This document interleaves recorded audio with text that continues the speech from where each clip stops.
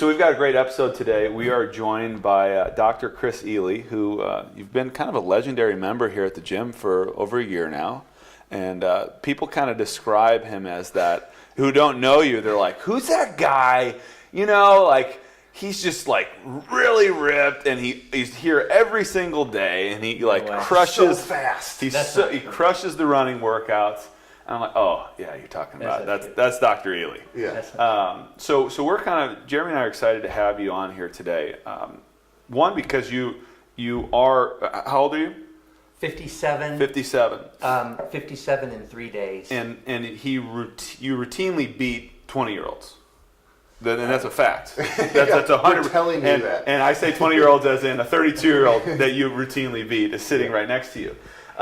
So you're doing something right, and you come from a medicine background, and you're obviously a huge advocate of fitness. And I think what we want to do with you today is just kind of hear about, I don't think it started this way for you, or at least that's what I'm assuming, or I want to learn from, and like kind of what is your evolution towards health, towards fitness been, and I'm throwing a whole bunch of things at you, but what things have changed over the course of your career as it relates to health and fitness, and then what are some things that you're looking to progress towards? I know we were walking down the stairs and you said you wanted to come in tomorrow and lift something heavy. How is that, have you always been that way? What has your progression been towards to getting to where you are now, starting? Like, did you work out like this when you were in your 20s or 18s? Were you born this way? I think it's, you know what, I honestly think I try harder. I try harder. Yeah. And there are bucket loads of people that are bucket loads better than me that they probably aren't trying harder, Yeah. And I don't know why I do that. And it's a competitive element, and I think that CrossFit's critical, or to establish a community of wellness is critical to me in being successful in doing something with routine. To have that competitive element, and to have somebody that sets a bar that's a little bit higher than you, and you're saying, why am I not there? Why can't I do that? Yeah. And I think that is a blessing of being male. I think men have a propensity to have more of that in them. Mm-hmm. And so that's, I think I've always had that competitive element. Does this come from, so the health and wellness component?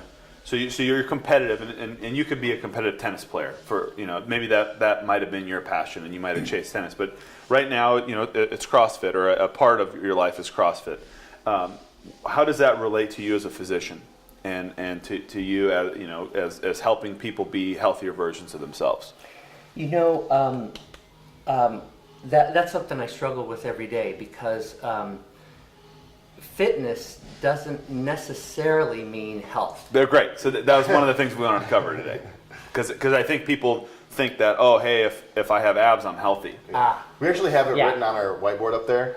Fitness does not equal with a does health. Not equal sign. Yeah, fitness That's does not cool. equal health. That's So cool. but why do you say that? Because we know why we say. Why do you say that?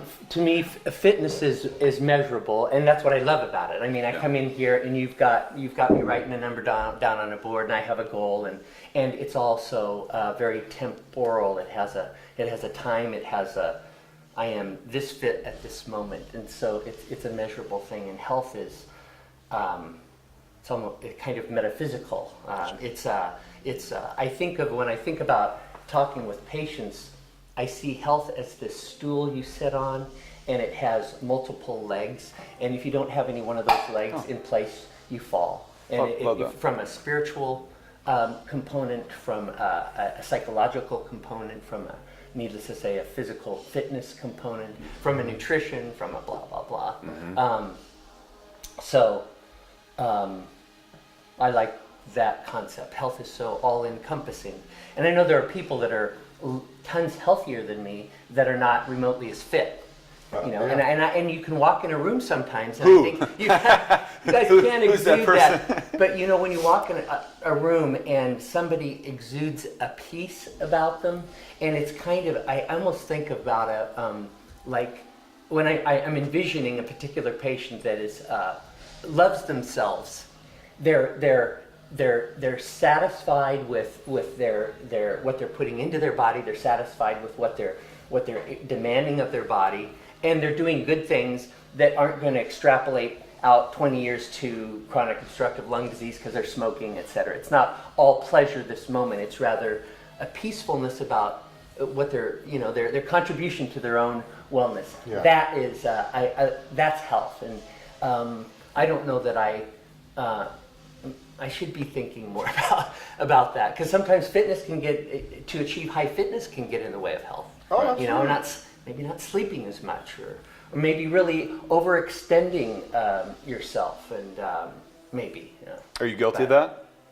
I think so. Using this Whoop device is I don't have it on there for nothing. So when it's telling me, hey, back off. Yeah. I mean, what the heck do I have it on my wrist for? Right. Why did I spend that money? And so you were the one that turned us on to all these. Yes. So and it's been, I don't know if you realize this, but you started a snowball, and it's been transformative for a lot of people, because what has the Whoop forced you to think about? Sleep, alcohol, that probably more than anything. but for a lot of people, those are a big two. Yeah. In which ways does it make you think about sleep and alcohol? Because this does not measure alcohol content. It does not. It doesn't. That'd be pretty good. I've been blowing on this thing. It turns red on. Yeah, no, I can't figure out how to use it. There's a hole in the side. Just don't drive. Pull over I just now. tap it. If it lights up, I'm good to go. Yeah, like, give me 3 bars, I'm good. If it gives me red, go just Uber. So it's helped you cut down on it, or? Yeah, for sure. Or just be conscientious, and just the fact that it even something or someone that asks you, what are you up to? Yeah. Maybe how interesting. It's an internal accountability. I mean, we all want to be. Excuse me. I think a lot of people need accountability. Oh, absolutely. And I think you can say that this unequivocally. this is internal accountability. Mm-hmm. That's really cool. Yet it works. Wake up. Yeah. Yet it works. Because it's so objective, and we're presuming that it's awesome information, But I don't think anybody's going to get hurt by looking at this and acting on it. That makes me think of the concept of just using data. We can accumulate data here. And data in how many carbs you eat, etc. But if you don't act on that, right. if you don't do anything like that, then it's just these thoughts that are flowing through the air. And it's really interesting how we can get, a person, myself, can get bogged down thinking so much about something that it's overwhelming, and so I can't do it. Maybe being ketogenic. Yeah. Well, I got to crunch all those carbs in here, and then you got to get this app, and I'm not going to do it. Mm-hmm. Well, wait a second. Those are all just thought elements, that interrupted your ability to be well or find something out about yourself. So how do you take that? So that person, for example, what's the first step? So they have this information, and it might seem overwhelming. How do you get the ball rolling?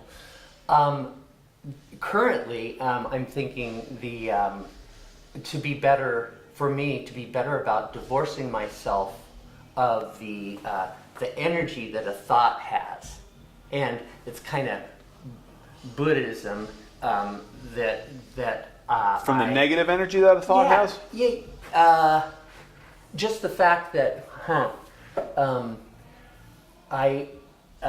if some idea. Or let's just say walking in the rain for some. It's an unsurmountable idea. Yeah. It's just your clothes are going to get wet, your shoes. You haven't done it.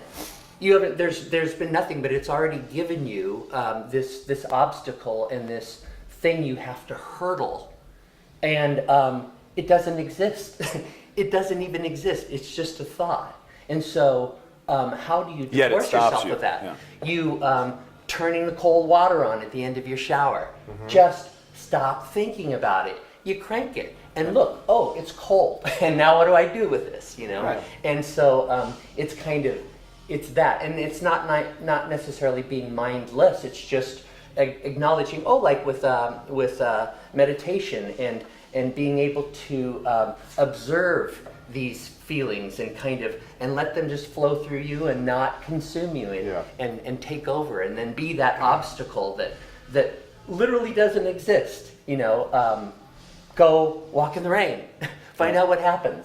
Nobody, just like with sleep, nobody comes in sopping wet, cold, not feeling invigorated, and better about themselves. Right. Yeah. I think, like as you're saying that, like my thought process goes towards our body's desire to stay safe and in homeostasis, right? So our body, we are designed to survive, right? Yeah. So at all those different points, we have those thoughts that tell us, hey, like cold water, super simple. You're not going to die, but your body thinks you're going to die, right? And so it's I like the awareness cue. It's like you're bringing awareness to certain thoughts. So instead of, like you said, letting that thought consume you, it's okay, I have this thought, it's okay to have it, now what do I do with it, right? Because your body's trying to, it doesn't always know ice is not going to hurt you, it's just trying to keep you in a state of homeostasis, right? So then you go about your life, and you can either be run by those thoughts, or you can choose to look at them in different perspectives and go with them in different ways. Kind of like stress. Everybody looks at stress as a horrible thing. Well, stress is there, both eustress and distress, to help you move forward, right? I in a book that I recently read called Willpower Doesn't Work, one of the things was, he's talking about a truck. So there's this guy, he has a truck, he gets stuck in the snow, and all the snows keep on going, his wheels are stuck. Well, then he's like, well, what the heck am I gonna do? He has an axe in the back of this truck, and he goes down, he's in the woods, he starts chopping down the tree. That's a bunch of distress. He had to go through some trouble for that, right? And then he chops the wood, and he throws the wood in the back of the truck. Well, as the truck gets loaded down with more and more stress, it creates some grip on the tires and allows him to get out of the thing. So sometimes our bodies need that stress and need that extra load to get out of the trouble, but we don't always like that, so then we run from it instead of going towards it. Yeah. Because it could be the way out. Yeah. That reminds me of what's called evolutionary mismatch, where it is appropriate that we want to be at rest. It's appropriate that we want sugar. 10, 15,000 years ago, it was critical that you came across a date tree, you sat your butt down, and you finished that thing. You ate everything you could. Right. Yeah. You were going to possibly starve for the next 3 to 5 days, which is healthy. Right. And fast forward, unfortunately, 10, 15,000 years, we still have the brain. But we have date trees. I have got to, this is sugar, particular fructose. This is my best form of storage energy. I've got to consume that. Or vice versa. To everybody listening, so you mentioned fructose, best form of storage energy. Can you just clarify that, or just speak? Just as of our sugars, it's the sweetest and most inclined. It is most accessible to the liver to be used as a storage energy. So to be stored as fat. Honey stored as fat. Great. Thank you. That's what I want everybody to hear at home, is because you think truly. So people say fruits and vegetables. Well, most people go 70% fruits, 30% vegetables. Right. Now you're talking about, hey, that's not from an evolutionary standpoint. Yeah. In the day, it's really appropriate, but unfortunately, in our culture, where 80% of the grocery store might not be edible, we've got these brains still that are as old as they are, and they're saying, I need a bunch of this, or I need energy conservation, and these things in a culture. Now we've got to go. I have to come to a CrossFit gym and say, you know what? Right. Stress me out. Make me stick my head in ice water. Challenge me in the ways that I am designed. Yeah. Because when you are challenged that way, what's really fun in being part of medicine is to see objectively what happens then. How people actually transform their. So tell us about that, and then I want to talk a little bit more about your journey too, because I know you haven't always been doing this. Right. But tell me more objectively, what are you looking for, or what have you seen in your practice from an objective, whether it's blood work or body composition. Going into medicine with defense to all doctors, we're educated to be problem solvers, fire stomper outers, and you learn about drugs. You don't learn a lot about wellness, fitness, nutrition. I have much less nutrition education than you guys do. That may be changing in medical school. It's been quite some time, that I was in there. But because the disease is overwhelming. And also, an interesting thing, that disease that comes from behavior, they suggest 40% of all death has some kind of human behavior behind it, smoking, inactivity, and that makes a ton of sense. Right. Yeah. Oh crap! We're looking at objective measures. So what? So what are you seeing? So we can see, your squat went up and your mile time went down, and that's what we see in our office. What do you see in your office? And, so in starting medicine, you're dealing with the disease management, and it was always just to stomp down disease, not stomp it out. Correct. And to try and keep people from getting worse faster. So it was. Yes. The impression was that we're all in this downhill slope. You're just older. It's going to happen. Let's just try and defer for 5 years. You have diabetes. We can't turn that around. We're just going to see if we can maintain you as long as possible. And when this drug doesn't work, then the algorithm is to add this drug.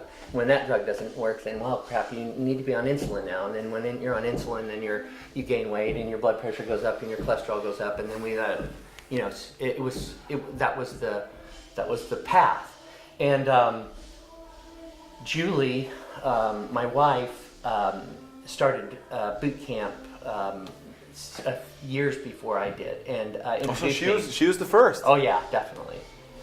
She, at any rate, look what she created. She started I don't know that she wanted me to come to the same gym or not, but she inspired me certainly too. And then I met a guy named Michael Rutherford, who's a real forward thinker in health this community. Is 10 years ago, 5 years ago? I don't know. Yeah. Yes. No. And that's when the kind of more of a wellness ball started rolling, and I'm starting to read more about, particularly evolutionary medicine and what we're designed to do, and nutrition, etc. And then all of a sudden thinking, no, this could be transformative, and particularly where it starts with food, and then all of a sudden introducing some of these ideas to a select few patients that, this person wants to be well, and I'm not contributing to that. And now we start working on wellness, and then all of a sudden start picking a couple sick people out, and oh my gosh, to literally see somebody go from a diabetic status to non-diabetic, and the joy in your practice. Their joy, right. Through changing their diet. Oh my gosh, yeah. Almost invariably, it has to be. It starts with food. Then the hope is that you start incorporating physical activity. It's slower to come around. Interestingly enough, I think maybe what we put in our mouths is a little easier for people, but I don't know. Yeah. Do you think health is simpler than we make it out to be? I don't know. I think it's. People are confused. For you, because you see, and you know what? At the end of a month of Whole30 or something like that, when people reflect and see what they've done to themselves, and then the rest of life is easier. It's easier for me to pass up the extra dinner roll. Yeah. I don't use that. Yeah. I don't need that. So you're right, but I think kind of getting back to the barrier of thought. Just that because it's like, eggs are good, eggs are bad. Is whole wheat good? Whole wheat's bad. Like. People are just so thrown off. So then they do what you said, and they're like, screw it. Right. Yeah. I can't even be bothered. Yeah. So it's all those penetrating thoughts that you just need to just let them pass through you. Yeah. Well, but also have awareness. So like you said, I don't need this. I want this box of donuts, like I could destroy it. And I like what he said about why you want it. And because a lot of people are like, I'm a bad person, I'm a binge eater. Like, no, you're designed to like it's right that you crave them. Yeah. When you ingest that, it's like a dopamine explosion in your brain, and you want that. But is it August, and have you not eaten for the last 5 days? Yeah. And So like if you can ask those questions, then you're like, you know what? I deserve every single date I find. Well, yeah, and are you utilizing that energy? Like, are you using it, or are you sitting on your behind, not utilizing it? Are you in a state of hibernation? So you got the ball rolling. So Julie pulls you into the gym, or somehow. Yep. This thing that hurt your butt. So that sounds like it changed your practice. Oh, absolutely. How did it change you? The attention to food. I'm still on the treadmill of what does the American Diabetes Association say? What is what does the federal government tell me that my plate should look like? Yeah.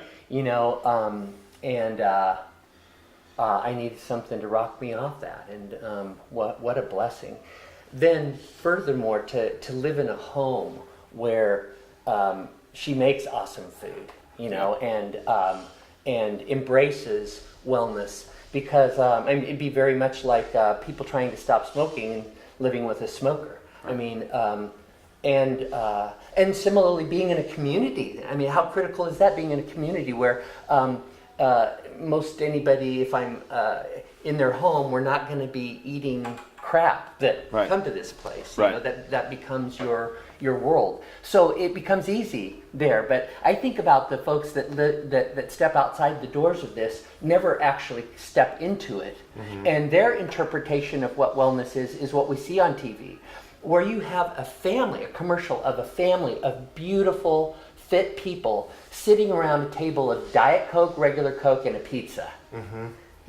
None of those people eat that are in that commercial. No. They can't. No. Doesn't last.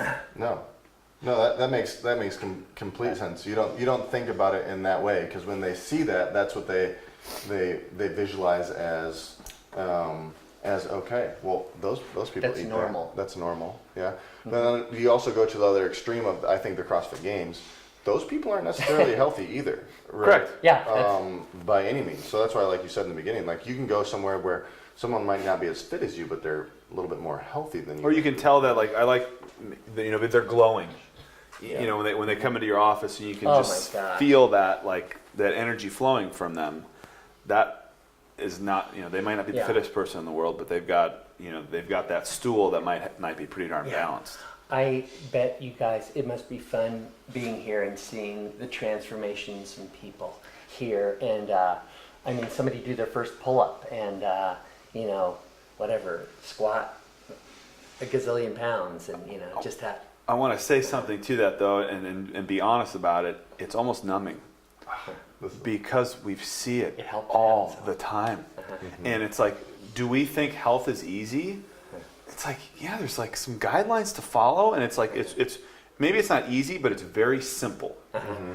And I think that's I think that's the biggest thing I see is, like, people come up to me and they're like, hey, I'm down 20 pounds, and like my first reaction is, oh my gosh, like that's amazing, like super excited for that person. But then I'm also like, you've been coming to the gym 5 days a week, and you gave up sugar last month. What did you think was going to happen? Like, so it's this beautiful transformation that happens, and we totally love it, and like that's why we do what we do. But it doesn't shock us. Yeah. You know what I mean? Because it's not like, oh, that worked? Cool. like I didn't think it was going to work. I'll try that on somebody else now. So. Well, interestingly enough, I still have the same anxieties years later getting people's lab, because I think you kind of alluded to the fact that once they've made a change. Yeah, they made a change, and what if things don't look better? Sure. And all these other, they've lost weight, and they're feeling better, and all of a sudden we see something bad happen lab-wise that's not commensurate with that. But I've never seen it. To something you said earlier, though, that it is this is all a moving target. And I feel awkward proposing that here's the solution, to anybody that I see in my clinic, that this is absolutely the answer. But this is the neatest stuff that we know right now, or that I know right now. Yeah. And how about applying it? Because one thing for sure, let's just choose Whole30. Nobody at the end of a month is going to get hurt. No. Nobody gets The hurt. risk is zero. Yeah. So, if that seems odd or unreasonable, and you have a lot of things to refute that it's good for you, well, how is what you're doing working for you then? Correct. Because if it's working, then I shut up. But typically people aren't seeing me because things are working. So I think that's a perfect segue into the growth mindset of, like, you've evolved. Uh-huh. Like what you taught in medical school is I'm sure you get to apply it, but you've added to that, Mm-hmm. and you haven't stagnated in your career. So tell me, what is that one thing that we kind of talked about in the intro that has changed? So maybe 20 years ago you recommended this, and now you've grown and you've learned. We do the same thing in the gym. Like, we're going to give you the best we have now, and then if we find something better, guess what we're going to give you next month. So you've done the same thing in your practice. What is something that's changed, in the last 20 years for you?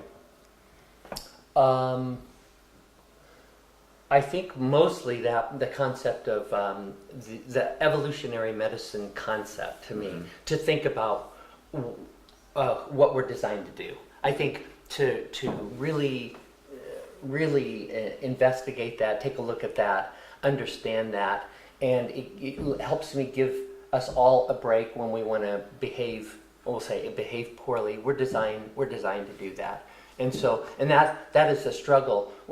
I think we've talked a little bit about the ease of being well. It is simple. I don't think it's easy. Correct. Yeah. Every day it's a job. It's hard to be well, Yeah. right? I mean, or you're making constant decisions. So that the concept of to look at the human body as something that has not evolved. Now we're kind of de-evolving with our culture, and we're getting this barrage of crap. And so how do I help people divorce themselves of what is considered norm? So that's one thing. Another thing might be kind of mindfulness, reflection, and where you want to go. Willpower. You talk about willpower. I believe in that, though. Maybe willpower is the next step. That's another big thing. I wish I learned a lot more about willpower, because we have lots of data, all this information, and people can be awesome. I can be awesome at accumulating it. Do something about it, and that, crossing over into that. That's probably one of the neatest secrets. Let's presume that we all have entirely different ideas of what great nutrition is. It doesn't matter what our ideas are unless we're applying them. Correct. Absolutely. And so apply it. And so that's been fun in kind of studying about willpower and how to incentivize people, or what do we need to do to step in and go do something about it. How do you get the light bulb to turn on? One thing that I talk about over and over and over again is I can tell you who I am this moment and this day. I know that I came this morning, what I drank, what I did yesterday, what my plan is, what I'm up to in this moment, and I feel 100% sure of who that person is. I have an image of myself out to my side here. That is what I'm going to do January 1st, or what I'm going to do tomorrow night, or next week.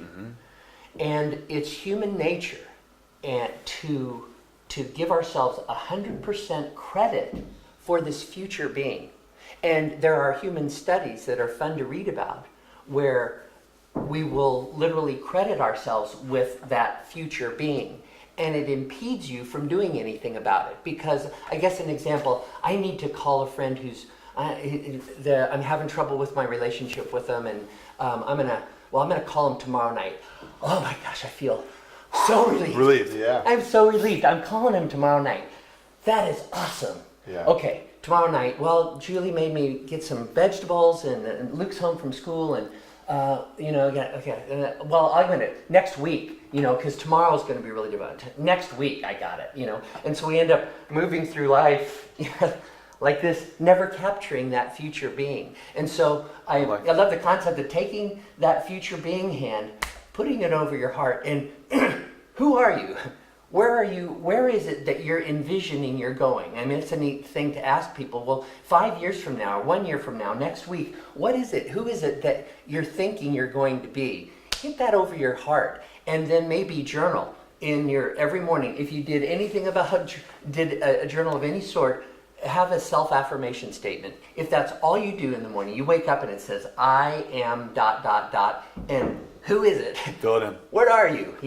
I am an athlete. I am a non-smoker. I am 10 pounds lighter. I am 20 pounds heavier. What is it? And hold that hand over your heart, and let's be true to ourselves, and or realize, what? I can't do that, and I'm not going to do that, and I'm going to smoke for the rest of my life. Okay, then let's work on the happiness of being a smoker and overweight. And we got to work on that, because you're going to have more limited time and it's going to get ugly. But then we work with that. Right. That's it. When you said that, I thought about you're also, when a New Year's resolution hits, when you go, man, you tell someone, yeah, I'm gonna get fit next year, and everybody's like, yeah, that's awesome. I'm gonna start on Monday. I'm gonna start on Monday. Tomorrow never comes. Tomorrow never comes. That's really cool. I like the affirmation. I've done a bunch of that, and I've never thought of it from that context. Yeah. Of taking your future self, and instead of pushing off your future self, start owning that now. And if it's those 10 pounds, I'm down 10 pounds. This person here. This is who I am. This is who I am, and I'm not gonna wait for my future self to be able to express that. That's a really good tip for people. When do you think medicine? Because I firmly believe, I think John does too, that what we're doing here is preventative medicine. In the gym, trying to be as preventative as possible. When do you think there'll be a merger, or do you think there ever will be, medicine and prevention? Because I think well, maybe this is it. This is where it, and this is where it goes. This is where it starts. It would be fun. I think there's kind of conversation about a little more conversation about health and wellness in the medical community. And I don't think the medical community has been quick to embrace fitness at all. I think it has a lot to do with economics, and there isn't money in counseling people to be well. I mean, the money is in drilling, drilling their bone, and absolutely, and giving them drugs. Right. Yeah, through absolutely. pharmaceuticals. So there's a little bit of an impediment, but I mean, here's where it can start, and I don't think what we do here is a panacea for everything. It's not going to cure everything, and I don't think modern medicine is a bad thing, because it saves lives on a daily basis. I think what Jeremy's saying is there's a divide, and it's you need prevention, and then also when it hits the fan and you bust something, or you get really sick, who am I going to see? I'm going to see Doc. Because my squats didn't fix that, and eating Whole30 is not going to fix this infection that I have, and I need some 20 or 21st century medicine. So I'd love for the merger to happen, but I think you're exactly right. Is the economics have to somehow line up, or get the insurance companies to have enough difficult times that they're like, wait a second. So if you go to the CrossFit gym and you eat clean, you're going to cost us, 50% less than the person who smokes cigarettes and eats fast food. Maybe I'll pay for your membership, and that'll convert to lower insurance costs. So maybe the wheel starts with the insurance companies. Maybe it doesn't start in the actual medical world, because that's not what's driving the money. You're right. So I'm just hopelessly optimistic that there aren't many physicians like you, though, and I know you're not going to want to toot your horn, but there aren't. And here's the way I look at it: when I go to a gym and I look at the trainer, I'm looking at somebody who is, I perhaps want to embody, or like they can do things that I can't do. Cool. I want to follow in their footsteps. When I go to a physician, how often are you sitting with a physician who you're like, dude, this guy is lean. He's coherent. He knows, he's got great energy. He's got good skin. Like he looks healthy.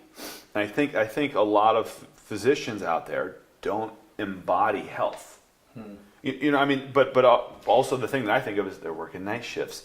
They're working 100 hours a week. They've got a lot of things working against them from the health capacity. And I think you're rare in that regard. It's just another job, though.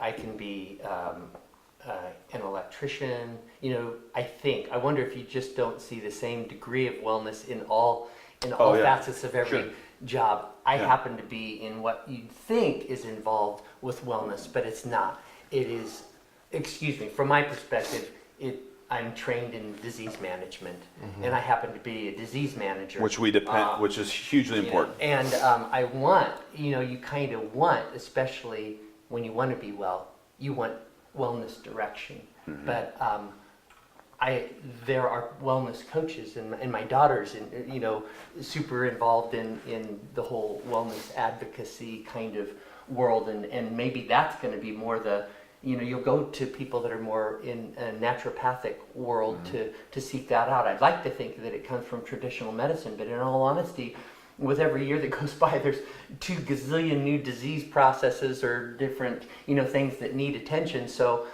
we'll be doctors, maybe cubbyhole to that, and physical trainers here, and spiritual wellness people and meditation, and it would be fun to see an amalgamation of it all. And we go to the Walmart. Maybe Walmart's going to come up with that. Let's not get our hopes up. But I just want to say, I know Jeremy feels the same way. Like, you might not. So it hasn't all come together yet. But when your patients come to see you, like, we have the full faith that they're getting that. And that's a beautiful thing. So somebody might be coming to you for disease prevention. Somebody might be coming to you just because they've got some kind of disorder. And I think what I appreciate is you look at things from a holistic perspective, not just, hey, this is the person walking in. Here's a pill and go out the door.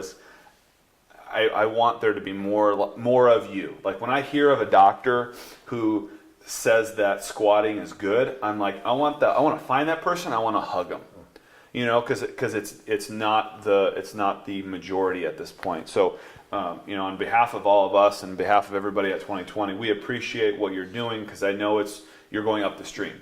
Yeah. It's coming from being with you. What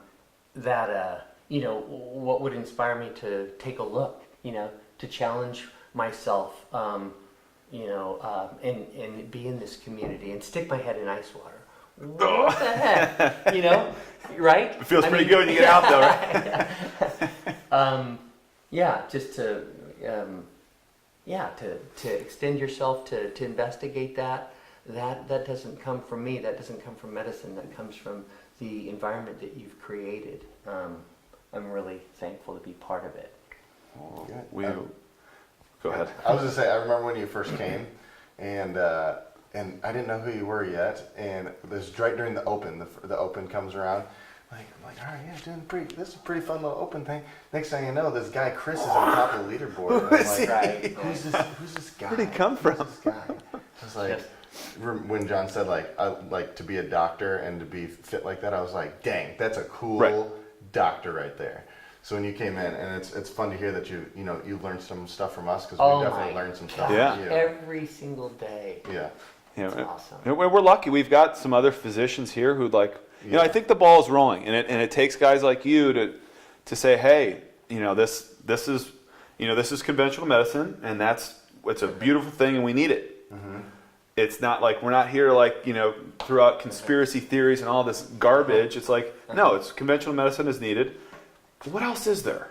Yeah. And I think you've done a really good job just kind of keeping your head up, looking around, seeing what else there is, and continually innovating, and I think that's why we're excited to get you on here, because that's what we're trying to do here. So you provide us kind of great motivation. I almost think of it as like a threat, like you're going to keep innovating, so we better keep innovating.